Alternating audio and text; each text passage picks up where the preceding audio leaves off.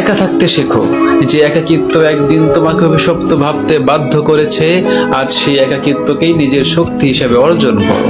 সব সময় কাউকে পাশে পাওয়ার প্রয়োজন নেই, সব কথা কাউকে বলারও প্রয়োজন নেই। কিছু পথ একাই হাঁটতে হয়, কিছু রাত একাই পার করতে হয়, আর কিছু কষ্ট আছে যেগুলো মানুষ নয়, শুধু নীরবতাই বুঝতে পারে। মানুষের ভিড়ে থেকেও যখন নিজেকে একা মনে হয়, তখন সে একাকিত্বকে ভয় পেও না, বরং তাকে আপন করে নাও। কারণ একা থাকতে শেখা মানে মানুষকে ঘৃণা করা নয়, বরং নিজের অস্তিত্বকে অন্য কারো উপস্থিতির উপর নির্ভরশীল না করা। যারা তোমাকে ছেড়ে গেছে তাদের শূন্যতা বুকে নিয়ে বসে থেকো না। যে মানুষগুলো তোমাকে একাকিত্ব উপহার দিয়েছে তাদের জন্য নিজের জীবনকে অভিশাপ বানিও না। একা থাকো, নিজেকে চিনতে শেখো, নিজের কান্নার শব্দ নিজেই শোনো, নিজের ভাঙা অংশগুলো নিজেই জোড়া লাগাও।